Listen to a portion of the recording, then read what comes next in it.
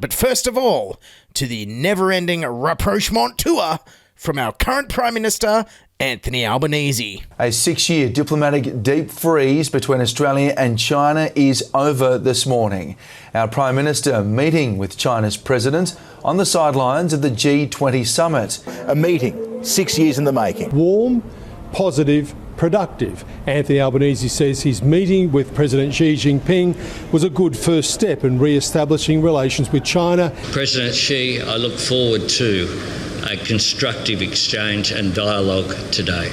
That's after talks with Emmanuel Macron, another relationship the Prime Minister says he's had to salvage. One of Australia's most powerful business leaders is already praising the government for a tremendous reset with China. This is a win for Australia. A good summit for Mr Albanese. Wow, people praising our current Prime Minister's diplomatic skills on the world stage. My mind is still blown by this. I don't think I'm ever going to get used to it. I mean, especially not after the last 4 years of ScoMo's amazing diplomatic wizardry. Australia's relations with China have hit a dangerous new low. Relations between Australia and France have hit a shocking new low.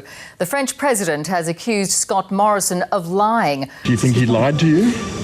I don't think. I know. Relations between China and Australia are worsening. The relationship's a mess, never worse in 30 years. Beijing is refusing to return diplomatic calls made by Canberra. Australia's Trade Minister struggling to get China to pick up the phone. Scott Morrison also defending his decision not to meet China's new ambassador. That would be a demonstration of weakness on our part. At the G20, a not-so-happy family photo. Scott Morrison looking around for anyone to talk to. Bloody hell, remember that? Never a dull moment when ScoMo was on the world stage. Makes Albo seem a little bit boring by comparison. Come on, Albo. Call the Sultan of Brunei a pyromaniac or something. The Daily Mail needs some content that isn't reality TV show crap. Anyways, interestingly enough, after the last 4 years of tough talk from the coalition on China, they actually seem in favour of the job Albo's doing. Here's Barnaby Joyce and Peter Dutton. Meeting with President Xi, if that happens, is a great step. And I know the wine exporters I was talking to merely last week from Mildura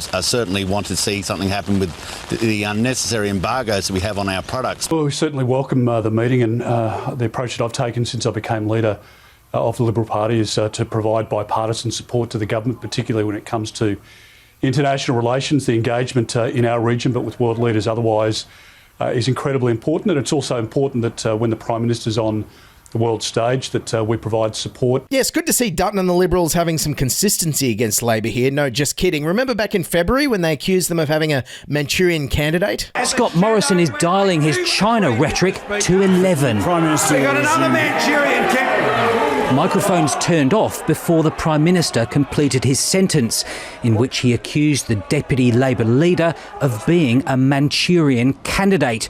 My government will never be the preferred partner of a foreign government, Mr Speaker, that has chose to intimidate this country and has sought to threaten this country. I will never be their candidate. And that ministers believe there is an electoral dividend in casting Labor as pandering to the Chinese Communist Party. It goes to his weakness on China. This job is all about strength, Mr Speaker, and this is a very weak leader of the Labor Party. Yes, a very weak leader of the Labor Party who's potentially just gone and got Aussie wine and barley back onto Chinese menus. How weak is that? Anyways, I have to say I do miss all the drama of when ScoMo was on the world stage. In fact, the only drama that exists now still relates to ScoMo. It's when Albo lays a boot into him for how bad he was at all this stuff. And one of the things that I've said is that we need to not try to score domestic political points through our international relations. I deal with things in Australia's national interest. Oh, come on, Albo. There's no need to be so arrogant. Maybe you're wrong.